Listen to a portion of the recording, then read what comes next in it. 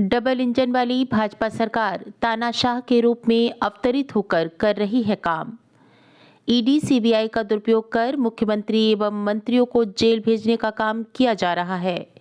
पूर्व संसदीय सचिव एवं अखिल भारतीय कांग्रेस कमेटी के सदस्य राजेंद्र मिश्रा ने प्रेस वार्ता के दौरान आज जो हालात और परिस्थितियां हैं, जो नरेशन भारतीय जनता पार्टी के तरफ से और मोदी के तरफ से इस राज्य के मोहन यादव की सरकार से जिस तरीके से रचे पचे जा रहे हैं, ये चिंता का विषय है। एक तरफ समूचे देश में जो लगातार भ्रष्टाचार कर रहे हैं और जिन भ्रष्टाचारों की फाइलों को मोदी बड़ी सभाओं में खड़े होकर के और उनका नाम पुकार करके जनता से मैंडेट लेते थे। आदर्श सोसाइटी घोटाला के जो सदस्य रहे हैं, महाराष्ट्र के नायक जो भी 3 दिन पहले राज्यसभा के संसद सदस्य बने हैं, उनसे लेकर के अजीत पवार तक के लोगों का नाम जिनका लेकर के भ्रष्टाचार की गंगा बहाने की बात करते थे, वो एक ही दिन में भारतीय जनता पार्टी से मिले और आज वो वॉशिंग मशीन की तरह कपड़े में धुल करके निकल करके चले आए हैं। एक तरफ राज्य के मुख्यमंत्रियों को जेल भेजने का काम ईडी और सीबीआई के माध्यम से लोगों को फंसाने का काम, डरा धमका करके कोई भाजपा के खिलाफ कोई बातचीत कह न सके, ये एक आतंक का वातावरण पूरे देश में निर्मित है। और आप देख रहे हैं बुलेट रिपोर्टर खबर मध्य प्रदेश के रीवा से। पूर्व संसदीय सचिव एवं अखिल भारतीय कांग्रेस कमेटी के सदस्य राजेंद्र मिश्रा ने मनगवा विधानसभा क्षेत्र के मुख्यालय में एक प्रेस कॉन्फ्रेंस कर देश एवं प्रदेश की भाजपा सरकार के खिलाफ हल्ला बोलते हुए कहा कि भाजपा की डबल इंजन सरकार देश और जिस प्रदेशों में है, चुनावी क्षेत्रों में एकदम तानाशाह के रूप में अवतरित होकर काम कर रही है। उन्होंने कहा कि भारतीय जनमानस के संघर्ष प्रतीक पुरुष राहुल गांधी की न्याय यात्रा के क्षणों का आकलन मणिपुर से लेकर मुंबई तक, बीच में असम की घटनाएं, बिहार यात्रा में नीतीश सरकार का दल बदल, काशी विश्वनाथ के दर्शन के लिए लाखों लोगों के साथ खड़े राहुल गांधी को अकेला प्रवेश, वह भी मोबाइल विहीन, समूचे यात्रा में उमड़ा जन सैलाब, मोदी सरकार के रामलला मंदिर निर्माण की साक्षी, चुनावी बैतरणी पार करने के लिए दिनों दिन फीकी पड़ती नजर आ रही है। वहीं किसान आंदोलन को कुचलने का कुचक्र देश अनेक वर्षों से देख रहा है। एक बार पुनः किसान आंदोलित हैं। जेल की दीवारें, सड़कों की कीलें और बैरिकेड्स कमजोर पड़ते दिख रहे हैं। देश की मोदी सरकार चुनाव जीतने के लिए ईवीएम के अलावा जिस तरह से समूचे देश के हर राज्यों के मुख्यमंत्रियों, मंत्रियों, केंद्रीय मंत्रियों को ईडी व सीबीआई के मार्फत जेल भेज रहे हैं, इस तरह की घटनाएं देश की जनता देख रही है। आगे पूर्व संसदीय सचिव अखिल भारतीय कांग्रेस कमेटी के सदस्य राजेंद्र मिश्रा ने कहा, जिन्हें मोदी जी स्वयं भ्रष्ट कहकर जनता से सभाओं में हाथ उठाकर मेडल ले रहे थे, अजीत पवार, एकनाथ शिंदे, आदर्श सोसाइटी घोटाले के नायक अशोक चव्हाण, बंगाल के शुभेंदु अधिकारी को क्लीन चिट देकर वॉशिंग मशीन से धुला हुआ बता रहे हैं। ये चिंता का विषय होना चाहिए। वहीं उन्होंने कहा कि मध्य प्रदेश में हुए विधानसभा चुनावों में ईवीएम के सहारे बनी भाजपा सरकार लोकसभा में भी कांग्रेस के बड़े नेताओं का चरित्र हनन कर दल बदल जैसे शिगोफी छोड़कर जमीनी कांग्रेस कार्यकर्ताओं के मनोबल को कमजोर करने की कोशिश में जुटी हुई है, लेकिन बीजेपी को अब इसमें सफलता मिलने वाली नहीं है।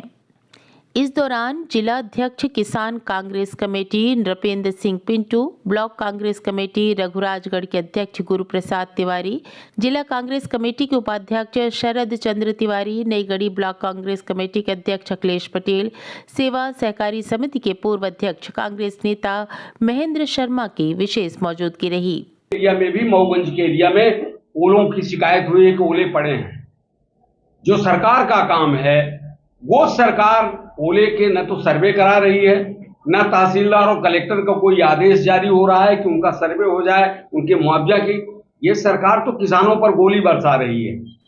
उन्होंने कहा कि राहुल गांधी की यात्रा कन्याकुमारी से कश्मीर तक और अब मणिपुर से मुंबई तक दोनों यात्राओं में देश का हृदय स्थल मध्य प्रदेश को मिला है। दिनांक 2 मार्च 2024 से धौलपुर से प्रारंभ कर न्याय यात्रा मुरैना जिले में प्रवेश करेगी।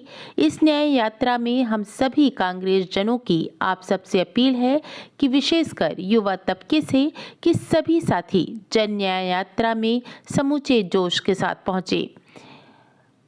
समूचे रीवा जिले में इस आसमाइक बरसात एवं ओले होने से विशेषकर रीवा जिले का उत्तरी भूभाग पहाड़ के नीचे, चाहे वह डभौरा अंचल हो, चाहे जवा, देवतालाब, मनगवा, छिटपुट रूप से मऊगंज और गुड़, रीवा, सिमरिया में भी ओले गिरे हैं। ना तो राजस्व विभाग ने सर्वे किया, ना ही मुआवजे की बात कर रही है। समूचे जिले में किसानों को क्षति हुई है, जिसकी क्षतिपूर्ति शासन द्वारा तुरंत कराई जाए और किसानों को वाजिब मुआवजा तुरंत मुहैया कराया जाए। यदि ऐसा नहीं किया जाएगा तो कांग्रेस पार्टी आंदोलन करेगी। रीवा संसदीय क्षेत्र से कांग्रेस पार्टी पूरे ताकत के साथ लोकसभा चुनाव लड़ेगी। उन्होंने कहा कि 2024 में होने वाले लोकसभा चुनाव के लिए इस बार कांग्रेस पार्टी ने पूरी तैयारी कर ली है। वहीं रीवा संसदीय क्षेत्र से कांग्रेस पार्टी पूरे ताकत के साथ लोकसभा चुनाव में लड़ेगी। निश्चित, और उसको लेकर आपकी कांग्रेस पार्टी कुछ कहते हैं? मुझे लगता है जितनी बातें हमने आपके सामने कही हैं, ये लोकसभा की तैयारी ही लक्ष्य उसका है। सारी चीजें सामने आ जाएं, सारी चीजें बातें बन जाएं, और सबसे बड़ा मुद्दा जैसा मैंने आपसे कहा कि बेरोजगारी है, महंगाई है, भ्रष्टाचार है, नेताओं को जो गिरफ्तार करने की कोशिशें की जा रही हैं, एक ही दल का कांग्रेस भर पक्ष के लोग थोड़ी गिरफ्तार हो रहे हैं। जहां जहां मोदी जी को मन में आता है और लगता है कि ये हमको नुकसान पहुंचा सकता है, उन सबको भी, मतलब मोदी और मोदी के जो लोग हैं उनको, इवन उनके मंत्रिमंडल में जो लोग हैं वो इतने भयाक्रांत हैं कि कोई अपनी बात कह ही नहीं पाता है। यहाँ के बड़े मुद्दे क्या होंगे लोकसभा में? कांग्रेस पार्टी को कौन से बड़े मुद्दे होंगे जो आप उसको रखेंगे? और जहाँ तक रीवा जिले की बात है, रीवा जिले में आप ऐसी कौन सी जनता के हित के विकास के लिए कौन सी बातें? मुझे लगता है कि जनता के विकास, अच्छी बात आपने पूछी। मेरे मन में एक भाव है जो मैं रीवा का होने के नाते आप सबके बीच में कहना चाहता हूँ। किसानों की सबसे बड़ी समस्या जो है वो आवारा पशु है, और न केवल रीवा जिले की बात कर रहा हूं, बल्कि मैं इस पूरे संभाग के दृष्टि से बात कर रहा हूं कि किसान खेती बोता है और बो करके वो ढेला पत्थर से ऊपर जैसे खेतियां आने की स्थिति बनती है, वैसे ही आवारा पशु जो छूटते हैं वो उसको चर लेते हैं, खा लेते हैं, समाप्त कर देते हैं।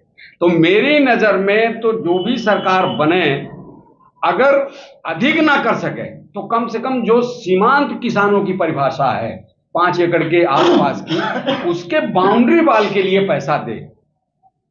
मैं और आप सब देख रहे होंगे कि आज किसान पतले पतले बांस लगा करके, उसमें थोड़ा सा तार लगा करके और किसी तरीके से अपनी खेती की रक्षा करने की कोशिश कर रहा है। तो हमारी सरकार अगर आ जाए तो मैं तो सबसे पहली मांग इस संभाग के लिए, इस जिले के लिए ये रखना चाहता हूं कि जो भी सरकार उस तरीके की आए वो किसानों के लक्ष्य की पूर्ति के लिए आवारा पशुओं से किसी तरीके से बचत करे, ताकि सिंचित जमीन का जो सही लाभ होना चाहिए वो प्राप्त हो सके। ये तो हमारा पहला लक्ष्य होना चाहिए। दूसरा, जैसा मैंने आपसे कहा कि महंगाई है, बेरोजगारी है, एक तरफ से आप देखें कर्मचारी लगातार रिटायर हो रहे हैं, लेकिन रिटायरमेंट की जगह पे जो जगह खाली हो रही है वो लगातार खाली पड़ी हुई है।